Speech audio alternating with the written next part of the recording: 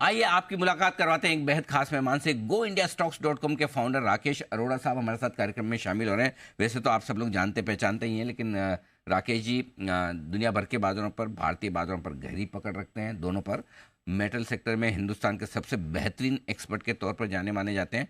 और एक और बात आपको बता दूं कि कई सारे मिड कैप स्मॉल कैप शेयरों को उनकी जो पहचानने की ताकत है, जो कि आने वाले 5-10 सालों में 10, 5, 15, 20 गुना हो सकें, उस पर गहरी पकड़ राकेश जी रखते हैं। सर बहुत बहुत स्वागत है आपका, धन्यवाद हमें समय देने के लिए।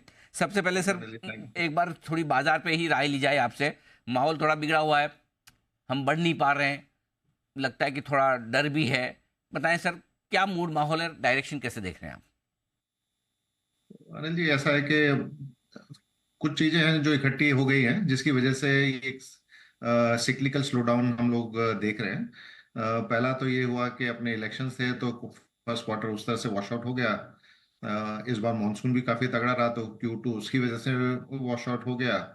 अब ये ट्रम्प जी जीत गए हैं तो उसकी वजह से थोड़ा सा एक चेंज ऑफ डायरेक्शन हो रहा है ग्लोबली। और जो एक माहौल बना था, पॉजिटिव माहौल, वो उसमें थोड़ी सी कमी आई है। बट ये मार्केट में एक्सपेक्टेड ही है कि एक हम थोड़े स्विंग होता है, मूड का स्विंग होता है। तो हम एक बहुत ही ऊपर लेवल पे चले गए थे, हमें लग रहा था सब कुछ सही है एकदम, इसके आगे कुछ होगा नहीं।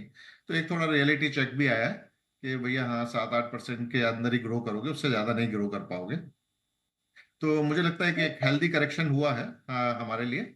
और लॉन्ग टर्म ट्रेंड में कोई चेंज नहीं है।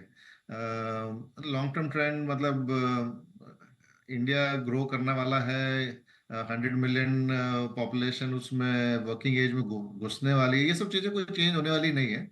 और आज की तारीख में देखें तो यूएस और इंडिया को छोड़ के कोई ऐसी इकोनॉमी भी नहीं दिख रही है बड़ी जो स्टेबल हो, जहाँ पे कोई प्रॉब्लम दिखाई ना दे रही हो। तो इंडिया स्पेस की ज़्यादा प्रॉब्लम नहीं है। अब सर जिस चीज़ पर आपकी सबसे ज़्यादा एक्सपर्टाइज है हिंदुस्तान में, वो है मेटल स्पेस। और बार बार से वो है ना, हमें लगता है कि हाँ हाँ चीन का पैकेज आ रहा है, चीन का पैकेज आ रहा है। आते ही नहीं सर, आता तो ऐसे जैसे ऊँट के मुंह में जीरा। फिर ये थोड़े बढ़ते हैं, घट जाते हैं।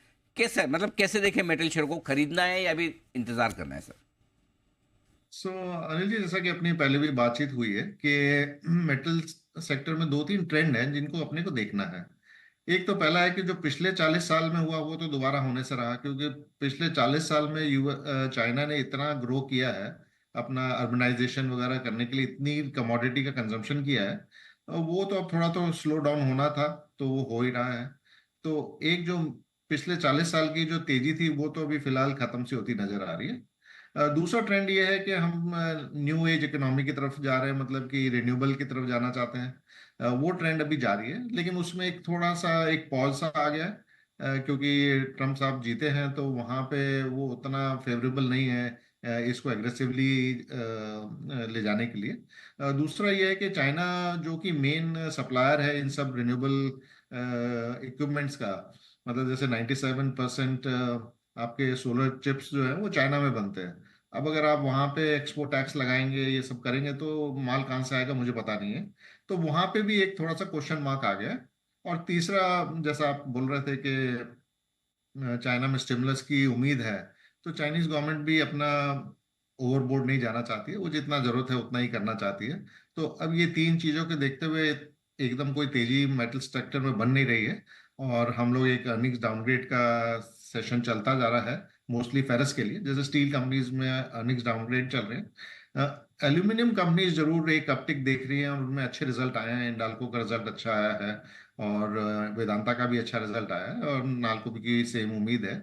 तो लेकिन वहां पे भी मुझे एक थोड़ा सा डर ये लग रहा है कि जो वहाँ मेन रॉ मटेरियल होता है, एक इंटरमीडिएट प्रोडक्ट एल्यूमिना, उसका भाव आसमान छू रहा है, क्योंकि बॉक्साइट की सप्लाईज जो गिनी से आती थी वो डिसरप्टेड है।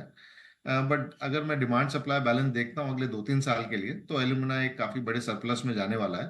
तो अगर एल्यूमिना के भाव जो नॉर्मली $401 चलते थे, अभी 700 हैं, अगर वो गिरता है तो एल्यूमिनियम का भाव भी ऑब्वियसली नीचे आएगा। तो मुझे वहां पे भी डर लग रहा है कि कहीं हम पीक में जाके एल्यूमिनियम के स्टॉक्स खरीद ना लें। तो ओवरऑल मेटल सेक्टर में एक मैं कहूंगा कि थोड़ा दूर रहने की सलाह रहेगी। ये अच्छा सर, बाजार थोड़े कमज़ोर हुए हैं, कई सारे स्टॉक करेक्ट भी हुए हैं, कुछ 30 से 60% की रेंज में अलग अलग। आपको क्या पसंद आ रहा है इस मार्केट में? कोई सेक्टर, कोई स्टॉक्स जो आपको लग रहा हो अच्छा इन्वेस्टमेंट का एक मौका दे रहे हैं? सो अनिल जी, इसमें एक सिंपल सा स्क्रीन हमें देखना चाहिए कि अभी ग्रोथ में थोड़ा स्लो डाउन है। और अगर वो स्टॉक हाई वैल्यूएशन पे है तो उसकी तो अच्छे जम के पिटाई हो चुकी है।